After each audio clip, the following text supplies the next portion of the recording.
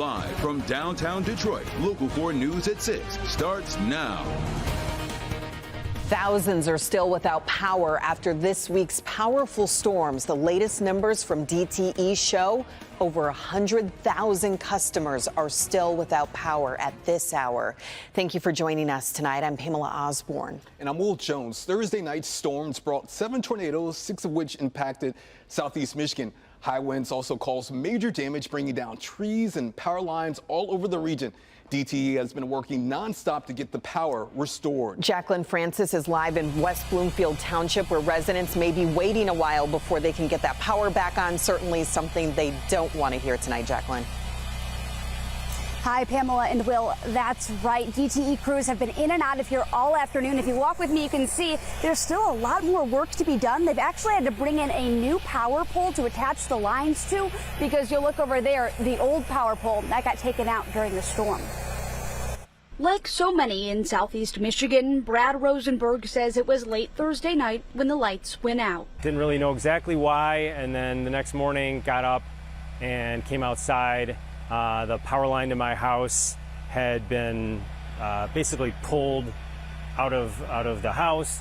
It's laying across my driveway, and then when I came down, I saw this pole had fallen over and basically took with it the lines to a lot of the neighbors' homes at that point. A total mess that's still here 2 days later. As soon as we saw that, we knew it'd be a few days and it'd be complicated putting it back together. DTE expects to have 80% of the outages restored by Saturday night, and all of them by end of day Sunday. Interested to see how they actually get that into the ground, because I don't know how you put a 30-foot pole into the ground very easily. For Rosenberg and his West Bloomfield neighbors, it'll likely be another full day in the dark. I kind of actually like a little bit of,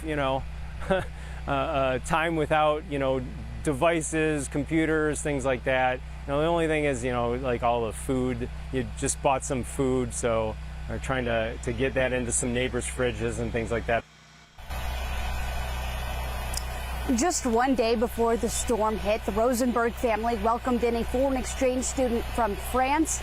Not exactly the ideal way to start your semester abroad, but they seem to be doing just fine, kind of making the best out of this situation, as you heard there. Reporting live in West Bloomfield, Jacqueline Francis, Local 4.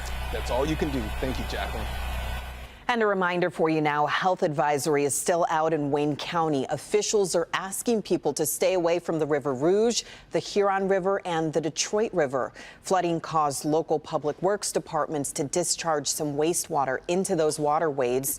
Your pets should avoid all contact and avoid eating any fish that were caught in these rivers for the time being.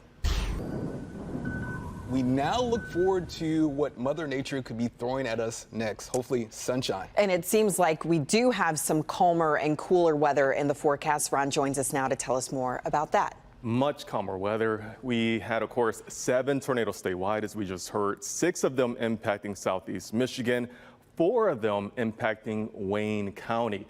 And on the rating scale, the enhanced Vegeta scale, the highest ranked tornadoes were EF1, falling within this category.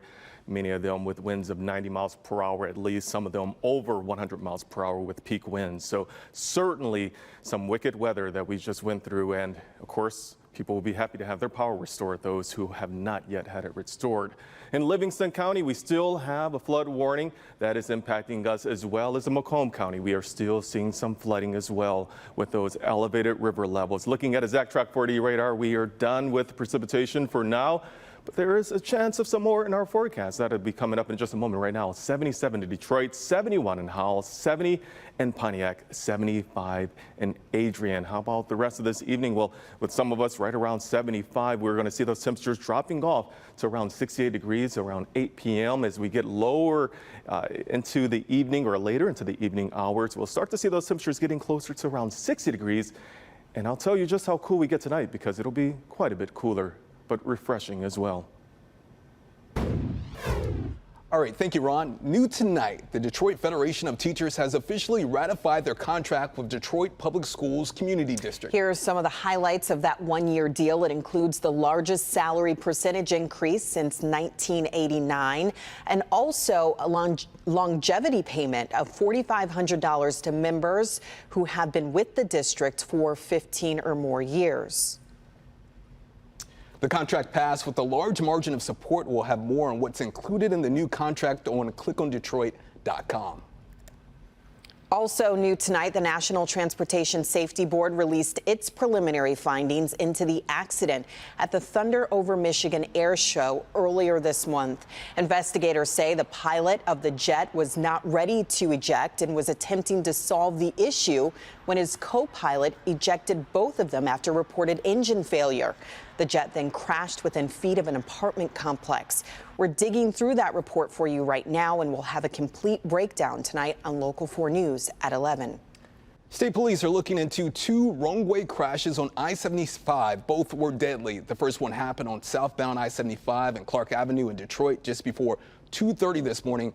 Police say they received reports of an SUV heading northbound in the southbound lanes of I-75 near Springwell Street. Shortly after the calls, they heard reports of a crash. The crash involved the SUV and two cars.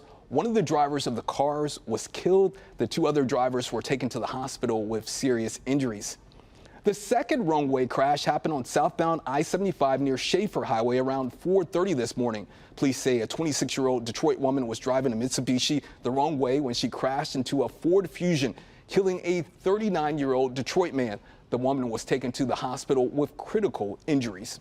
The body of a swimmer who had been missing since Thursday was found by divers in Walled Lake last night. The body of 36-year-old Adam Malecki was found about 500 feet from shore around 7 o'clock. Police say Malecki jumped off a pontoon boat and was swimming with two friends around midnight on Thursday when severe weather moved into the area. The two friends made it back to the boat, but Malecki did not. The friends contacted Walled Lake police and a search began at 1:15 Thursday morning. Investigators say an autopsy was planned to take place today.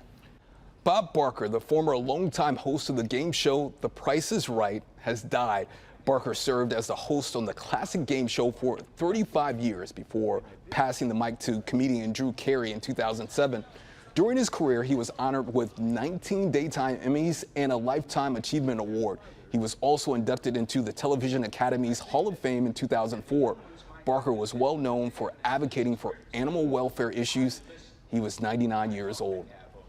The high school football season is back, but the excitement turned into hysteria in one Oklahoma community after shots were fired. A 16-year-old was actually killed and several others were hurt in a shooting that happened off the field. Police believe it started with an argument between two people. An off-duty officer working the sidelines was involved in the shooting, but they did not explain. Police did not explain that officer's involvement. We always have security at our games. I know I had 5 officers here. Chief Berger had at least two. At least 2, maybe 3. At least 2. And that's just normal. That's just routine that we have for the safety and security.